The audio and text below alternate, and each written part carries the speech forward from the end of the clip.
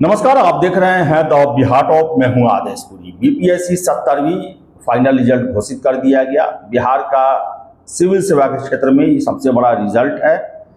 तो इस रिजल्ट के बाद कुछ मुद्दे हैं जिस पर हम बात करेंगे, जैसे हिंदी माध्यम वाले छात्रों का मुद्दा है, फिर से वेटिंग लिस्ट का मुद्दा है, और ये भी है कि कब तक ज्वाइनिंग होगी जो सिलेक्टेड कैंडिडेट है, आगे का क्या प्रोसेस है। इससे पहले आपको हम बता दें कि बहुत सारे छात्रों ने ये फ़ोन करके पूछा कि एपीओ का परीक्षा क्या 15 जुलाई को हो रहा है। तो आपको बता दें 15 जुलाई को आपका एग्ज़ाम हो रहा है। आप तैयार रहें 15 जुलाई एपीओ का एग्ज़ाम देने के लिए।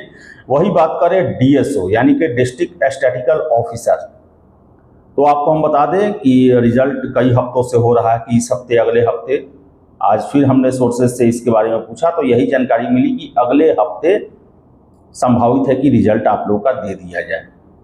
फिर से 72वीं सिविल सेवा को लेकर बता दें कि 26 जुलाई को एग्ज़ाम है और कल बीपीएससी के द्वारा सभी जिलाधिकारियों के साथ वीडियो कॉन्फ्रेंसिंग से एक बैठक का आयोजन किया गया था। तो बहुत सारे छात्र पूछ रहे थे कि क्या 26 जुलाई को एग्ज़ाम हो रहा है। तो आपको बता दें 26 को हो रहा है। एग्ज़ाम टलने का कोई संभावना नहीं है, 1 महीना बाद आपका एग्ज़ाम होगा। अब आते हैं, आपको बता दें कि 70वीं को लेकर। 70वीं में सबसे पहले बता दें जो कैंडिडेट क्वालिफाई कर चुके हैं, ये खबर चल रही है कि 15 जुलाई से ज्वाइनिंग शुरू होगा।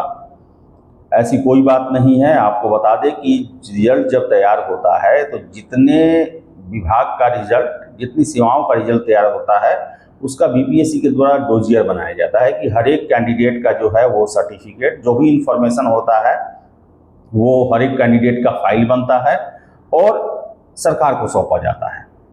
उसके बाद सरकार जो है विभिन्न जो विभाग हैं उनको ये सिलेक्टेड सूची जो है वो सौंप देती है और उसके बाद इस पर आगे की प्रक्रिया शुरू होती है। तो आपको बता दें कि बीपीएससी जो सूचनाएं हमें मिल रही है कि अगले महीने के अंत तक ये डोजियर जो है वो बनाकर सरकार को सौंपेगी और सरकार के पास प्राप्त होने के लगभग 1 महीने के बाद ही जो है वो प्रोसेस शुरू हो पाता है जनरली। अब हो सके कि पहले भी हो जाए, लेकिन आपको बताएं कि अगला 1 महीना तक आपका ज्वाइनिंग होने का संभावना न के बराबर है, क्योंकि 1 महीने तक डोजियर बीपीएससी के द्वारा सरकार को भेजा जाएगा, यानी कि पूरा जुलाई भी लग सकता है।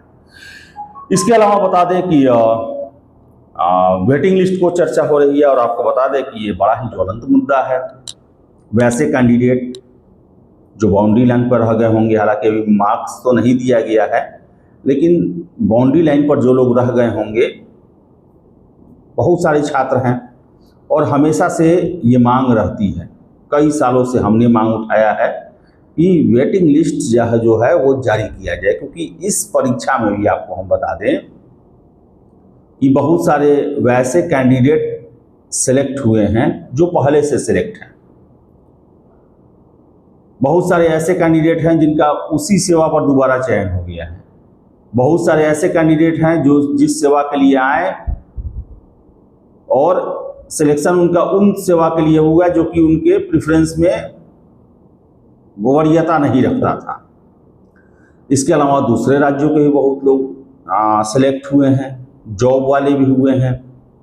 कहने का मतलब है कि ये जो 70वीं में 2027 सीटों पर भर्ती हुई है, इसमें से लगभग 250-300 सीट पर अंततः ज्वाइनिंग नहीं होगी। ये क्लियर है, पहले भी ऐसा होते आया है। तो छात्रों का कहना है कि वेटिंग लिस्ट जारी किया जाए। आखिर 2-3 सालों में एग्ज़ाम पूरा होता है।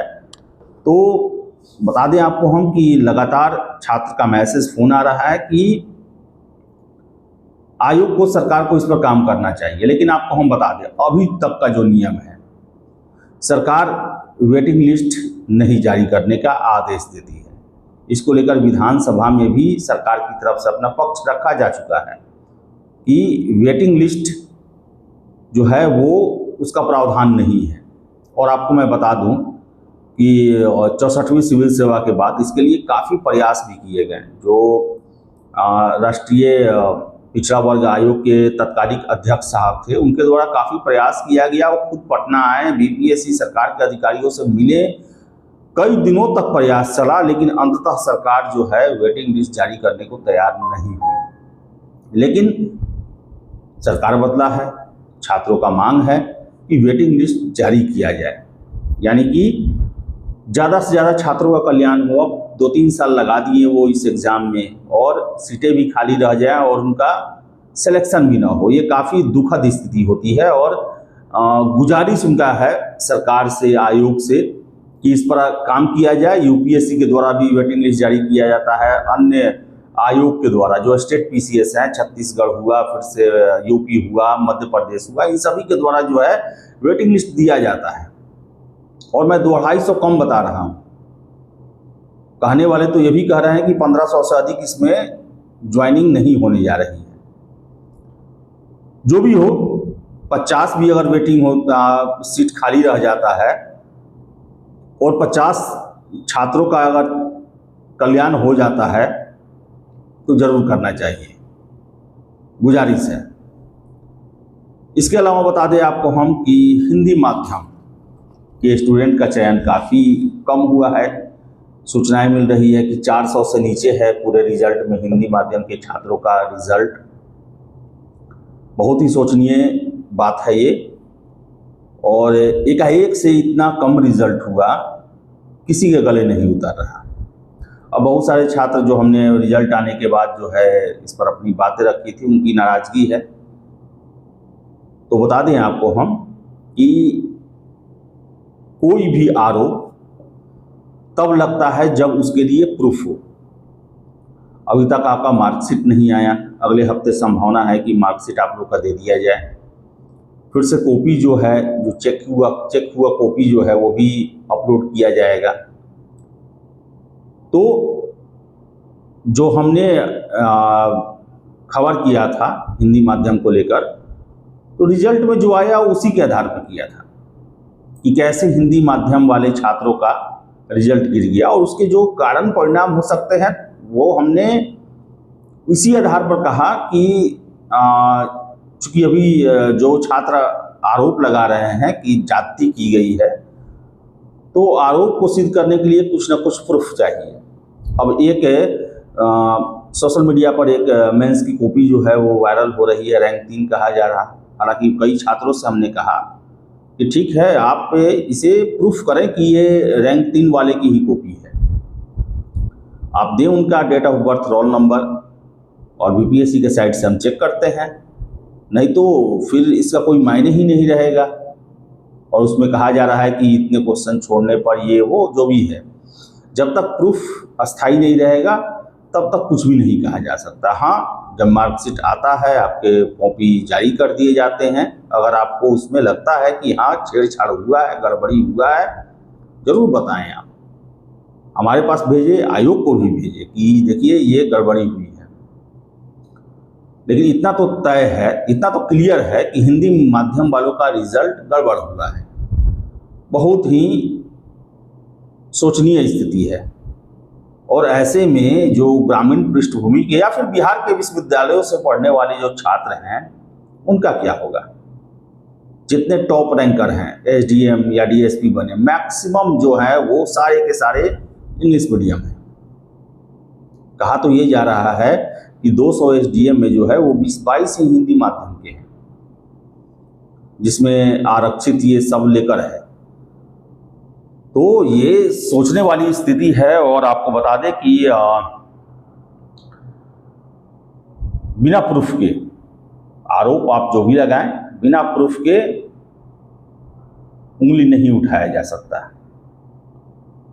आपके लाखों तर्क हों, आप लाख बोले कि हमने अच्छा लिखा, ये खराब लिखा, ये वो लिखा, लेकिन अस्थाई एक प्रूफ होना चाहिए कि हाँ, जो कि एकदम किसी को समझ में आ जाए कि हाँ ये भेदभाव हुआ है, गड़बड़ी हुई है। और बहुत सारे कारण हैं जो कि हिंदी माध्यम वाले प्रभावित हुए हैं उससे। हम सभी की बात हम नहीं कह रहे हैं, लेकिन एक मेजॉरिटी जो है वो प्रभावित हुआ है।